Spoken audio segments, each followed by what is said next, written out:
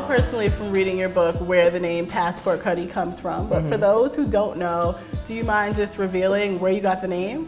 The name actually came from a Chris Rock stand-up. He talks about men not being able to go backwards sexually. Like if, a woman tries something new, after that he's like, oh, do that little thing that you did.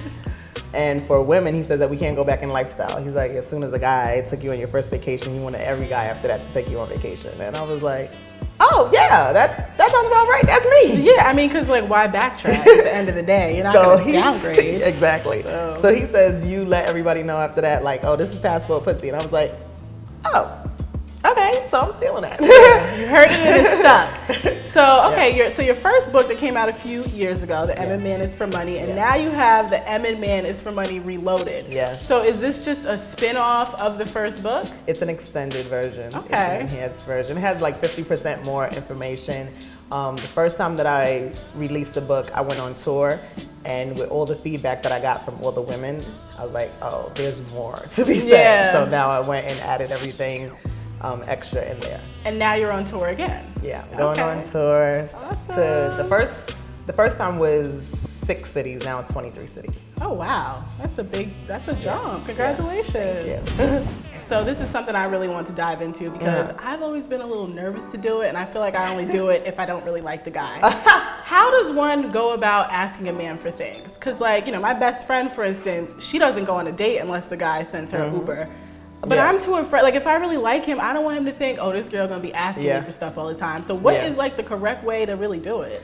So let's say, for example, you meet a guy and you like him, and it's just, sometimes it's all about the tone, sometimes it's all about what the situation is. Is he single? Are you single? Are you guys creeping around? Is he, there's so many different things. Like it's not a cookie cutter situation where somebody is necessarily, it's always 2 single people. So that's why sometimes it's easier for a girl who's like, I always used to say, if you pursue me, you owe me.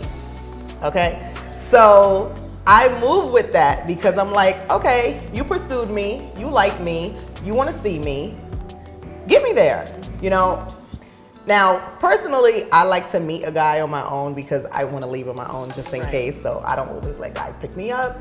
But as far as like an Uber is concerned, I would probably just say, so are you going to send an Uber to get me? Straight like that. Yeah.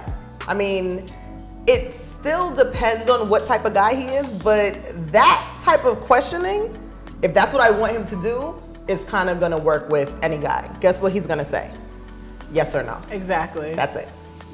The why matters more than the no. And I talk about that as well. Because it's not just, oh no, I'm gonna cut him off. It's, why did he say no?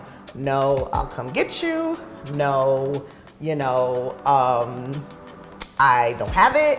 No, I don't do that. Like what kind of no is this? Oh, but when do you think is an appropriate time to start, I guess, investing in that other person? Like say you want to split a bill and be nice one time, or bring a bottle to his house. Oh, that's fine as early as, that's class. Yeah, exactly. That's not necessarily game or, being a sugar mama or spoiling anybody. That's just having some class, some etiquette. You come to somebody's house, you bring a bottle of champagne or whatever he drinks, whatever the case is. Yeah. In the book, I talk about you pay on birthdays and breakfast. Yes. That's it. Yes, I do remember that. Because, you know what? What I'm going to say about the paying thing is that I've tried it the other way. Didn't work. So what do you mean? I've tried to be the person to say, hey, I don't want to look like I'm a gold digger. I don't want to look like, I'm just out for money or want you to spend all your money. Right. Whatever. I tried going into a situation I don't care about money. I just want, quality time with you. I just want some company. I just want companionship. I just want to have fun. Right. I got slapped in the face. Yeah, that's usually how it goes. That happened to me too. I always say that once you start giving, you never stop. So exactly. It's really, you have to be very careful as a woman, because as much as we would love to be, and I don't like to use this particular word, I want to say genuine, but as much as we would love to just be genuine and you know, be very natural in our feelings and emotions and how we want to handle men. Right. That sometimes just doesn't translate well for us when we're not being strategic about things because we're giving, and it means something to us. It doesn't mean anything to the other person. And they're just gonna keep taking. Yeah. My whole thing is I feel like you just really shouldn't give too much too soon. Yeah. And that doesn't mean like, you know, don't have sex early if you want to, but everything just has to be like strategic. I had an era in my life that I wasn't taking anything from a guy. I was dressing him from head to toe. I was paying for his endeavors. You know, he wanted to model. He wanted to help him with the child support. Yeah, like I helped him with the child support. He wanted to, whatever he wanted to do, I helped him. I paid for it. I, you know, invested in his dreams, whatever. And it got me nowhere. That's number one. I don't look at it, what can he do for me? Because I'm very independent as well, so I can definitely do for myself. It's just, what does he bring to this situation? Like, I'm already accustomed to a certain type of lifestyle. Exactly. I travel a lot by myself. So, you know, can you go? Can you pay for yourself to go? Can you pay for the hotel? Can you have a passport? Yeah, exactly. You know, so it's not so much what can you do for me. I would love that. But even if I decided to just at least make it a little even and equal, I'm fine with equal or more. But equal, but less than equal is like no. A good way to kind of weed out the people who who would possibly split. Like is say, so what's your pet peeves? You know, and then they'll say, oh, I hate this and I hate that. And then naturally gonna say, what are yours? Cheap people are people who don't keep their word. And they're like, cheap people, what's cheap? You know, because guys get real defensive. What is cheap? Exactly. What do you expect me to do, right? So I'll say, cheap people like split dinner bills and stuff. And then they're like, well, what's wrong with that? Like, I mean, shit. So I remember one time this guy was like, well, I mean, like, what's wrong with that? Like, well, not split, but the least you could do is leave the tip. I'm like, why? Why? Because if we went out, I wouldn't expect you to pay for anything. I'm gonna pay for the whole thing. We're grown. It doesn't have to be so nickel and diamond. Oh, you pay $100, I pay $20. Like, come on. I remember, this was a long time ago, so I'm gonna give him a pass. We went on a date together on the train, and he paid for the movie, but back then I guess the movie wasn't like $100 like it is now. But when we're leaving, he asked for money to get on the train. Oh no, that's just 100% cut off faster. Because the train is like what? At that time, it's probably like $2. So it's like, what are you asking? He had spent down to the dollar, girl. No. Did you talk to him after that? No.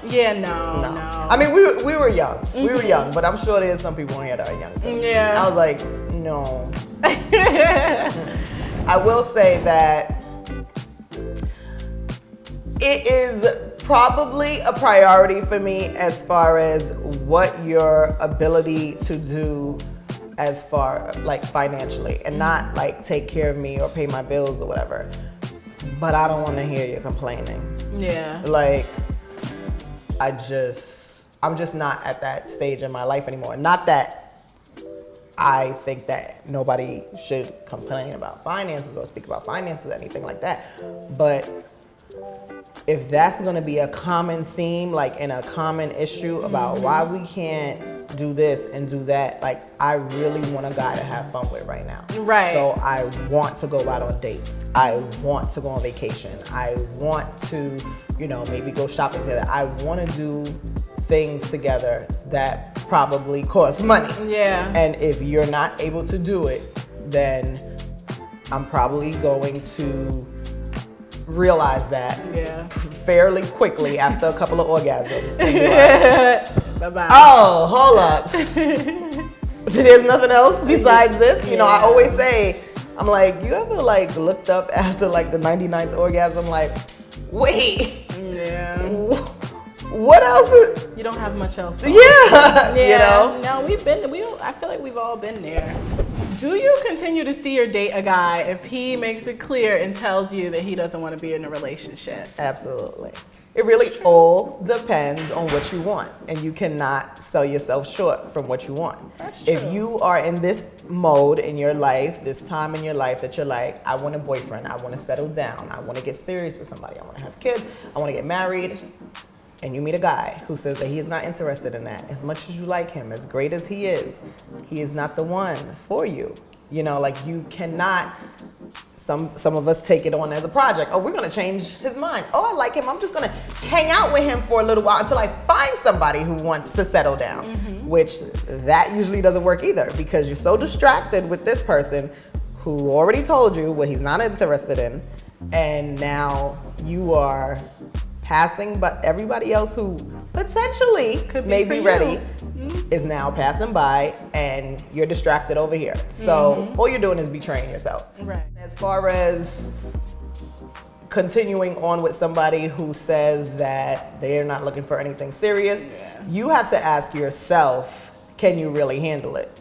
Now, personally, me, I can, because I'm a serial dater, and I'm okay with that. But some people get very emotionally invested. They get very heartbroken. You know, it takes me about 3 weeks to get over everything. It takes some girls about 3 years. That's you true. know, it's just so funny how we're all out here trying to figure out what is the right way to handle the guys who, you know, are saying, not looking for anything too serious. So now you're trying to make sure that you're not putting too much, you know, on the table. And that's just not one of the things that matter to me. Right. Like, as far as, like, you're not gonna meet my family. I'm making some eggs. Right. You're not gonna meet my family. There's a lot of other boundaries that I wouldn't cross. So now we're gonna shift the conversation a little bit, and I wanna do a little game with you. It's called Date or Skate. I'm gonna list out some scenarios, and you can let me know, like, if you'll still, you know, mess around with this person, or if you're moving on. Although he claims to be over his ex, he still angrily talks about how the relationship ended and how she cheated on him. Okay. I would definitely try to help him recognize that there's some, you know, issues there, and if it continues, then I'll be like, okay, I can't do this no more. Because I have cut people off for constantly talking to me about their ex. I just thought about it. I did cut them off. All right. He claims to be in an open marriage, but is still persistent on dating you. I just want to take him seriously, but if he wants to continue to talk to me, then I would definitely milk him like a little sugar daddy. All right. He treats you with respect and kindness, but speaks disrespectfully of other women. I'll have a conversation with him. Like, I don't like the way that you treat people.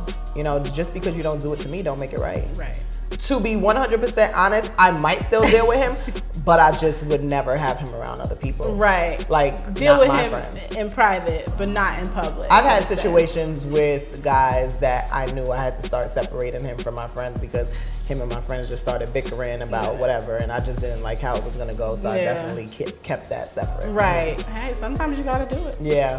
All right. He has a great personality. He's very funny, but he keeps his apartment and car a complete mess. Don't let me come over to your house the first time and it's looking crazy because you don't have any respect for me. Yeah. You know? But if he's already my boyfriend, it wasn't already like that, and then he started showing his true colors later on, then I'll probably just clean. Yeah. Just help him out. Yeah. Or make him get a cleaning. All right. Everything is perfect. He checks off all the boxes, but he's terrible in bed. It depends on how much money he has. Okay. Like, if he's showering me with everything I want and we're having a great time, and, you know, I probably could deal with it. And it depends, because, like, there's some people that you can train to get a little bit better, and then there's some people that is like no helping. The no helping one, I probably would have to, everything else would have to be checked off. Like, right. Every single thing else. I mean, from A to Y, and the Z is the sex. That's the one little thing. Well, big thing. Yeah. You know.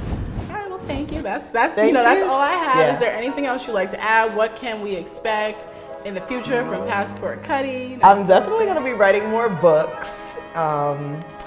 This year, I'm just focusing on. I'm also known for a lot of traveling, and I kind of want to translate into doing film a little bit, like transition into doing that as well. But the book right now is a priority for this year, the Reloaded, and just building my brand and letting like there be, it's woman empowerment, but just it's in an unconventional way. Like I don't sugarcoat anything. I'm uncensored, I'm raw, I'm unfiltered. Some people are like a little, you know, they do it in a more reserved way, in a more censored way. I'm like down and dirty, just straight, no chaser. And I feel that there's a whole group of people who relate to that. Like, oh, so you deal with the same type of people I deal with. Okay, I could relate to you. I could listen to you because like, even in the book when I talk about like being with a married man, who wants to talk about that? Right. You know, like, or being with, or being with a criminal. Like nobody wants to talk about that. But there's plenty of people out here with, you know, who's with a criminal or with a married guy or something like that. So it's all about being transparent, authentic, relatable, and just growing with each other from experiences, kind of laughing about it and moving on. Right. Yeah. All right, awesome. Well, everybody make sure you guys get her book, The M Man Is For Money Reloaded, and make sure you also follow her on Instagram because she will help you through almost all of your dating scenarios. Yes, it's on Amazon. It is on iBooks, Barnes & Noble, Google Play, and it will be on Audible soon. Yes. Right. Okay, everyone, I just want to thank Passport Cutty again for coming and talking to me about tons of different dating things. Make sure you tune in. We're going to have tons more to talk about. And definitely hop in those comments and let us know about some of your dating scenarios. Yes, we want to hear them.